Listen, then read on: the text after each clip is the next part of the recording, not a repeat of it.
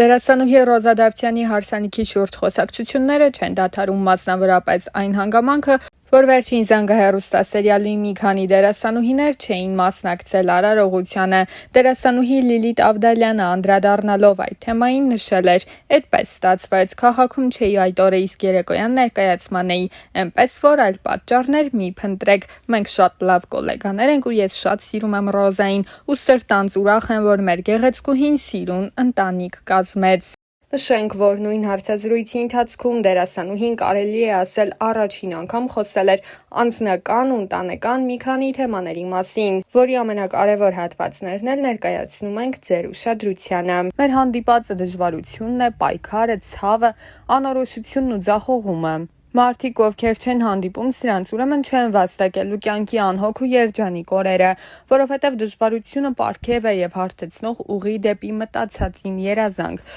որովհետև ամենամսոտ ու յուղոտ հաջողությունը հում ու արյունոտ սկզբնաղբյուրից է խմորվում։ Վեհ ու հավատարիմ մնա քո ընտրածին, մի վազի դեպի գայթակղիչը, ողորմություն մի խնդիր, լուռ եւ բարձր ճակատով մնա քո բարձունքներում, որովհետև դա է քո իրական տեղը։ Մեր պատմությունը տարբեր է ու բնավ նմանություն չունի քո իմացածներին։ Իմ անցած ճանապարհը շատ ավելի անհարթ է, քան դու կպատկերացնես, բայց ես անցնում եմ այդ ճանապարհը վեհորեն եւ անտրտունջ։ Այս կյանքում ինձ բաժին հասածը կորցնելու եւ գտնելու մասին ճանապարհներն են։ Իմ բոլոր գտածների հետևում կորուստներ են, բոլոր ձեռքբերումներիս հետևում անթիվան համար ձախողումներ, բոլոր ժպիտներիս հետևում հեկեկոցներ։ Կորուստներ կան, որոնք չեն փոխարինվում, չեն մոռացվում, չեն սպիանում եւ ի հակառակ նշվածներին խորը արմատներ գցելով օրերից մի օր անգամ ծիլ են տալիս, բայց գուցե փառատողը այն է, որ գտնվելիքների մեջ եզակիորեն, բայց գոնե լինում են դեպքեր, որ երջանկացնելու ձևը եւս չմոռացվողներից է դառնում։ Ես չեմ վախենա ասել, որ հորս կորցնելուց հետո քեզ գտնել է իմ կյանքում եղած, լինելիք եւ այժմյան եղածներից ամենից անգինն է։ Իմ փոթորկոտ կյանքին հանգստություն տվողն ես, իմ չբթացող ցավերի լուր կիսողն ես, իմ մենակ օրերի անփոխարինելի ընկերն ես, իմ հաջողություններից անմնացորդ երջանկանցող ու վշտիս մեջ հետս լացողն ես։ Գուցեև ուժեղ եմ ես, բայց դու ինձ դարձնում ես անպարտելի։ Հիմա ես իմ հետևում ունեմ անթիվ անհամար կորցրած եւ գտած ճանապարհներ եւ վերստին անդառնալի հավերժ փակված կողպեկված դռներ ու ունեմ քեզ եւ առավելապես քոնն եմ ես եւ քոնը լինելը սպիացնում է բոլոր խորեվերքերը, հարթեցնում է բոլոր սպիերը, լրացնում է բոլոր կեղտոտ բերանները, որովհետեւ քոնը լինելը աստվածային օրհնություն է եւ որքան ասելիք կա քոնը լինելու մեջ, ինչ լավ է, որ հենց քոնն եմ ես։ Բնական էր, որ այդ ճանաչումը իր հետ պետք է հանրության հետաքրքրության նոր ալիք բերեր իր հետ։ Դեռ հեռուստասերիալի ընթացքում շատ էր քննարկվում Ռոզայի եւ դերասան Կարեն Ասլանյանի սիրավեպի մասին լուրը։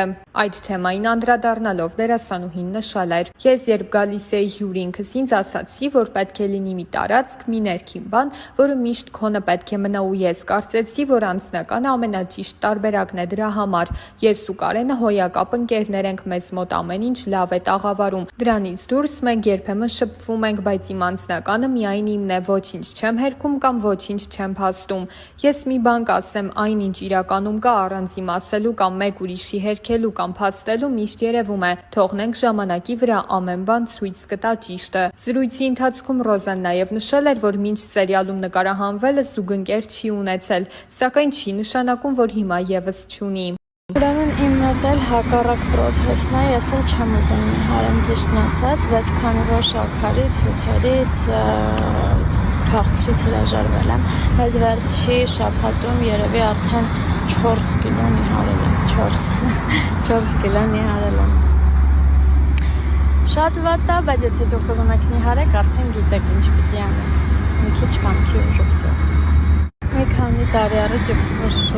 սկսում եմ մի խոսքով Instagram-ում կամ ընդհանրապես ապրում էի, պապիչներս քանդվել այս անգնալը։ Իրականում մտքից ծայրով չէր անցնի, որ հնարավոր է ինձ մի օր ամեն օր այս հարցը տան։ Եղեք ապշում եմ, ես այդքան մեծ չեմ, որ ամուսնանալու մասին դեռ մտածեմ։ Ըստիս, եթե կարելի է, տենց մտածեմ, հա։ Չգիտեմ, ինչի եք ես հարցը այսքան տալիս ինձ։ Սա կարծում եմ այն հարցերից է, որը մի պատասխան իր մեջ չի ներառում, այլ շատ ու շատ պատասխաններ, որովհետև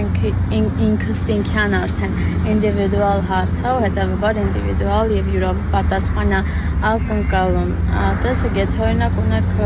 քթի կոմպլեքս, արտաքին կոմպլեքսների մասին ես խոսենք, դրա լուծումը արդեն դուք կարող եք տալ, բայց եթե խոսքը ներքին կոմպլեքսների մասին է, դա արդեն հոգեբանական մոտեցում է պահանջում։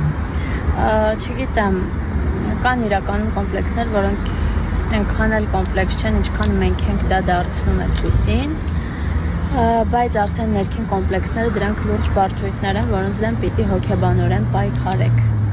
Չգիտեմ ինչքանով կարողացա օգնեմ, շատ դժվար հարցեր, դժվար պատասխանել ակնկալում էր։ Սա համարենք վերջին հարցը, որովհետև գիտեք, որ ես ատում եմ շատ ստորիներ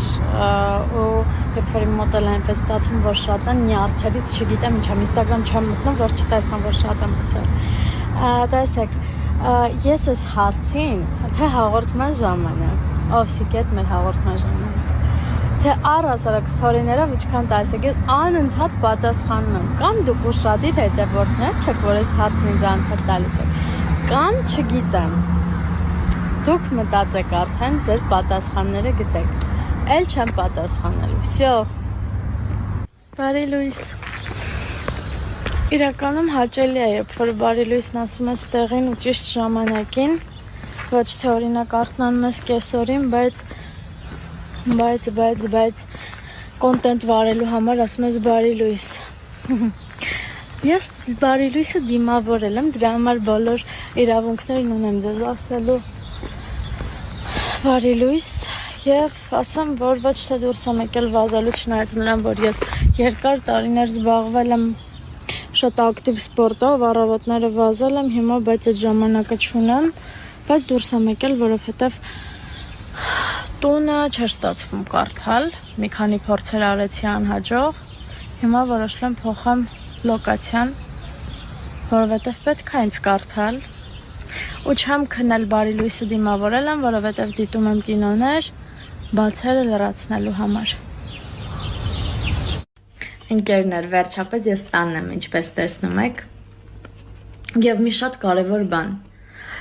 որքան առիթներ եղել են երկրից դուրս գալու, թե ճամփորդելու, թե գործնական, եթե,